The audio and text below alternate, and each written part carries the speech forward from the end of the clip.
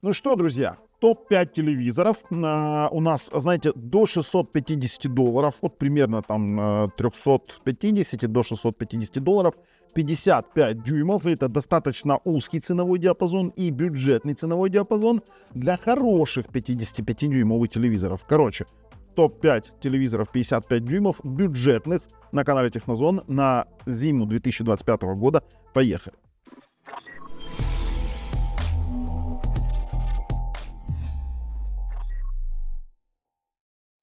Начинаем мы с главной странички нашего канала, где я прошу вас подписаться, нажать колокольчик, чтобы не пропустить дальнейшие наши обзоры. И, конечно же, ссылки на все телевизоры лежат в описании под видео. Да, буду показывать на сайте Comfy, потому что мне так удобно отображать, но ссылки будут не на сайт Comfy, не только на сайт Comfy, на все сайты, где мы найдем их по нормальному ценнику. Но что можно выбрать в 55 дюймов? На самом деле я очень много листал, да, там очень много смотрел. Во-первых, про нормальный 100-120 герцовый телевизор можно забыть. Будет у нас один 120 герцовый телевизор в топе, но он очень-очень сомнительный. Например, про телевизор 7100, вот этот вот 55-ку Samsung UA на Crystal HD за 23 тысячи гривен на текущий момент можно тоже забыть. Честно говоря, вот мне не понравился. И, кстати, я его когда-то пихал в топ как нечто бюджетное, но люди мне начали писать, и я сам там пошел, ну, в общем-то, мы его из топа выкинули, пускай будет во внетопе. Хорошо, вот это вот внетоповое место, я его отмечаю именно как внетоповое, и в принципе тут и смотреть-то нечего. То есть это обыкновенный LED у нас, HDR, это не так, как у нас обычно, да, там на Samsung ты смотришь какой-нибудь QLED, очень яркий. Нет, это обыкновенный LED, 50 герцовый. Ну, Crystal процессор 4К, это не так вуалируют, с учетом того, что у них там этот вот Tizen, да, вонючий, который, честно говоря, уже там очень-очень старый, и непонятно, как на нем нормально работать. Единственное его преимущество — это наличие AirPlay. Звук тихий, 20-ваттный, как они заявляют, 2 динамика, но звук мне не понравился. И вообще вот сам по себе телевизор, он действительно бюджет-бюджет. Если брать вот совсем-совсем бюджетный, вот он будет такого же уровня, как, допустим, тот же самый Samsung, но это будет уже Xiaomi 25 года моделька, ну и цена у нас будет 17 тысяч гривен, грубо говоря. И за 17 тысяч гривен, ну давайте мы посмотрим с вами на характеристики прямо на фирменном сайте, мы получим уже с вами и Dolby Vision, и HDR10+, и HLG, и DTS HD. Но, правда, яркость экрана базовая 250 нит, в режиме HDR на пике на 350 до 400 нит, бывает в пиковом. Это достаточно низкий показатель, поэтому он, в принципе, и на 5-м месте. То есть для HDR хотелось бы выше 400 нит, как минимум. Хотя здесь у нас VA-матрица неплохая. У нас RGB субпиксели, то есть нет дополнительного вот этого белого обманного пикселя, но это LCD-шка, конечно же, панелька. И у нас Direct LED подсветка. А вот по HDR они прям разошлись. HDR, HDR+, Dolby Vision, HDR10+, HLG. Есть MEMS, это уплавнялочка. VRR игровой, ну вот, знаете, там для подключения консоли. Хотя VRR на 60 Гц такое себе дело, но это только что на консолях, например, там в PS5 поиграть.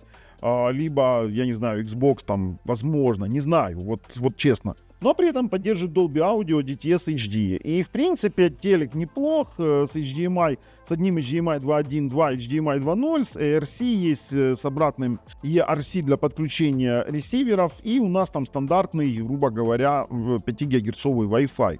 При том, что он еще и на Google TV. Но за его цену, вот именно за его цену, если вы ищете какой-то компромисс, неплох. С уплавнялкой нормально за 55-ку. За 17 штук 55-ку, так уж точно нормального хрен возьмешь. Тут у нас Томпсон начал попадать, кстати, в топ за 17500, тоже очень бюджетный вариант. Есть еще вариант Томпсона за 27 тысяч, это вот такое 4-е место. Объясню. Томпсон — это телевизоры, которые делаются по OEM, по одному известному, скажем так. Это давно Томпсон не делает свои телевизоры. Это делается один производитель, делает, у которого берется OEM, то есть фактически лепят наклейку Томпсон. У достаточно одного известного. И многие известные бренды заказывают у него тоже, у этого завода, базовые модели, но за 55-ку здесь 17499. Вы можете купить, вот, допустим, 4К на QLED, на секундочку, на QLED с Direct LED подсветочкой. То есть у нас тут, смотрите, вот давайте перейдем на фирменный сайт. Здесь будет больше похоже, ну так, давайте, спецификации. Direct LED 60-герцовый, у нас там 4-ядерный, ну, на порции не стоит смотреть, я всем сразу говорю покупать ТВ-бокс. Хотя они заявляют про 10-битную матрицу, поверьте, ни у одного телевизора, вот я сразу вам скажу на старте, ни у одного из них нет чистой 10-битной матрицы.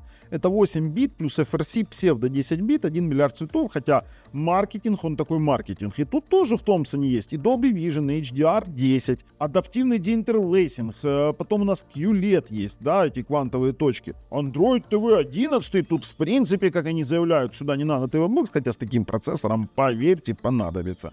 Dolby Atmos поддерживает, ну и Dolby Digital Surround, как они, ну, вернее, цифровой Surround, это, знаете же, называется пространственный звук по технологии, как у Netflix они сейчас реализуют. С поддержкой Chromecast, USB-порты 2.0, тут все стандартно, бюджетно, и тут, в принципе, за 17 500 придираться достаточно тяжело будет к такому телевизору, хотя недалеко он ушел от того же самого Xiaomi TV A55. Но есть Thomson чуть поинтереснее, 26999, и здесь уже 55Q G7 C14 модель.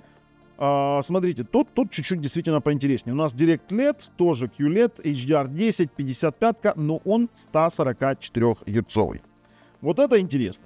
144 Гц это единственный телевизор, который мы смогли вот в таком ценовом диапазоне на Google TV найти именно с такими моментами. Слабоват звук, Dolby Atmos, Digital Surround, я тоже его смотрел. Откровенно говоря, телевизор за 27 тысяч можно брать, но рассчитывать на какой-то мега... Тут нет каких-то игровых фич, да, там это просто вот они сделали. Thomson, вот поэтому он, в принципе, не в топе у нас, не топ-1, вот поверьте. За 27 тысяч, если выбирать Thomson 144 Гц, и, например, выбирать какой-нибудь там TCL, либо Skyward, за те же самые деньги, но 60 Гц, я возьму лучше их. Вот это 100%. Стоит обратить внимание, но в данном случае я советовал бы пойти в магазин, конечно же, и посмотреть. Хотя, вот знаете, вот и неплохо, вроде все написано, 55 QLED 144 Гц, но вот я вот сейчас вам из отзывов пишу, смотрите, говорю из отзывов, смотрите. Сейчас я вот нашел Dolby Vision, адаптивный деинтерлейсинг, динамическое убирание динамический шумодав, что, кстати, не ахти как хорошо. А теперь давайте, смотрите, по углам обзора 178 градусов они заявляют. Под большим углом немного снижается качество, то есть он уходит немного в розовый цвет совсем при больших углах. Динамики, хотя здесь заявляются, ну они здесь даже вообще не заявляются, да, про динамики 2/20, вообще-то здесь 2/10, динамики просто пищалка фигня, это то, что я говорю по качеству звука. И по операционной системе, хотя тут и Google TV на базе Android 11 иногда бывают сбои в работе системы, это то, что я нашел реально на форумах. Дальше у нас следующие телевизоры, это Philips. И Philips в такую цену у нас не могут быть с Dolby Vision, вот поэтому они, в принципе, и на третьем месте у нас. Два Philips, они практически одинаковые, PUS 7409/12 и PUS 8319/12. Разница только в том, что 8319/12 якобы новее модель, но она идет на Titan OS, да, на этой новой Titan OS, которая от Philips, да, с Ambilight, там все красиво, вот они тут прям заявляются, знаете, там у нас там тип матрицы DLED, HDR10, сам по себе это LED-телевизор, 60-герцовый экран и поддержка только HLG HDR10. 2/8 система у нас, оперативная память и хранилище. Ну и Titan OS. Блин, нафига он? Слабый звук, Dolby Atmos есть, Dolby Digital, DTS-X. Кстати, вот это хорошо при подключении, допустим, каких-то систем. Ну и, конечно же, тут красивые картинки с этим Ambilight TV. Обожаю Ambilight. Вот, если кто не смотрел, то вообще классно. Есть HDMI VRR для подключения, допустим, игровых консолей, Dolby Atmos. Ну и, конечно же, сертификация Netflix и тому подобные сервисы. Если брать, допустим, тот же самый PUS 7409, то разницы вы особо не увидите. Если посмотреть, допустим, на Display Specification, это от 48 до 60 Гц, такой себе VRR-чик у них получился. 48 это, кстати, классно, 24 кадра работает у нас без микрофризов. 2024 года моделька, те же самые у нас 10 бит, 8 бит плюс FRC, тоже без поддержки Dolby Vision. Этот у нас конкретно с HDR10, HDR10+, и с HLG, гибрид Low Gamma. Однако он у нас на Android 11 на Mediatek процессоре с неплохим изображением. И тоже у нас здесь поддержка VRR, Dolby Atmos. Пожалуйста, смотрите. Сейчас чуть-чуть ниже опущусь. Тот же самый, смотрите. 4К Ultra HD, у нас Netflix, HDMI, VRR, Dolby Atmos, блин, такое дело. Однако не заявляются тут про Ambilight. Но тут уж следует, знаете как, чуть-чуть для себя определяться. Либо Android или Google TV без Ambilight, либо с Titan OS, но с Ambilight. Ну вот как-то Philips не оставил выбора, но в такой ценовой диапазон влазит только вот такой Philips без Dolby Vision. На втором месте у нас телевизор Skyward 55Q66G QLED плюс Dolby Vision и Atmos. И хотя на сайте Comfy пишут про 100 герцовую матрицу, нет, здесь 60 Гц, говорю сразу. Однако у него есть огромное количество плюшек там по типу Dolby Vision, Dolby Atmos, высокоинтеллектуальный контраст бустер, потом у нас есть HDR10+, HLG, короче, Filmmaker Mode это у нас 24-кадровый режим, то есть работа с автофреймрейтом у нас 2/16 оперативной памяти, и все это на Google TV, на Android 11 с Dolby Atmos. Вот можно посмотреть, даже вот есть Skyward.com.ua у нас, тоже QLED у нас 4К. И здесь уже у нас заявляют про 60 Гц. Это более точно у нас. Время отклика 6 миллисекунд. Кстати, 600 нит яркость. Один из самых высоких показателей в таком ценовом диапазоне. Очень неплохо, очень неплохо. И он фактически такой же, как с первым местом. Там другой производитель. Смотрите, QLED+, Dolby Vision, HDR10+, HDR, HDR YouTube, HLG, AI Contrast Booster, AI Self Adaptation, AI Super Resolution, Filmmaker Mode, 24 ватта у нас динамики, 2 по 12 получается. DTS есть поддержка, с Dolby Atmos мы уже поняли, AV1 кодек, и, кстати, вот это вот неплохо уже, то есть здесь можно как-то даже обойтись без какого-то первичного ТВ-бокса, хотя ТВ-бокс я бы советовал бы к нему покупать, и здесь матовый экран. Вот так вот, вот так вот. И это все за 25 тысяч гривен. Вот это уже неплохо. А на первом месте у меня вот стоит TCL 55C645. Именно C-серия, не P-серия. C-серия всегда лучше. И здесь вот маркетинг. Я вам сразу говорю. Есть IPQ. Это у нас высокоинтеллектуальные вот эти штуки по воспроизведению. Короче, называется в предыдущем телевизоре, называется II Contrast Booster. У нас здесь HDMI 2.1, HDR10+, Dolby Vision, кстати, стоит он столько же, 25 тысяч, и здесь мы видим на картинке 120 Гц. Вот если так открыть, 120 Гц, Dolby Vision, Dolby Atmos. И вы такие, 120-герцовый телевизор? Ни хрена, я вам расскажу. Телевизор на самом деле, видите, 60 Гц, у него яркость 450 кандел на метр квадратный, она достаточная для HDR. В принципе, смотрите, у нас 10 бит, 8 бит плюс FRC, как везде, но здесь панелька у нас VA панелька, и это уже, такое качество лучше, да, там углы меньше, но по качеству изображения будет намного интересней.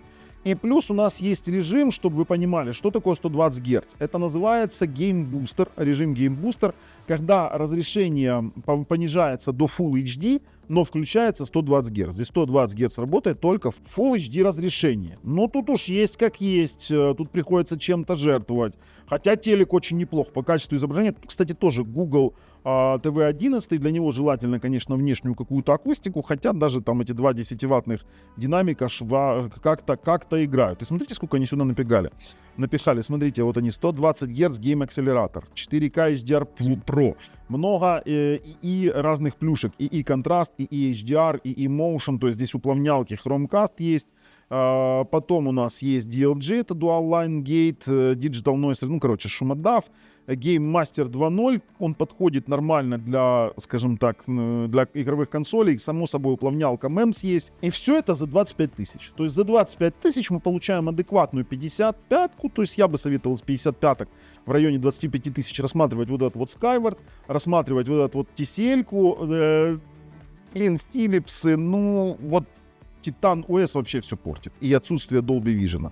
Вообще все портит.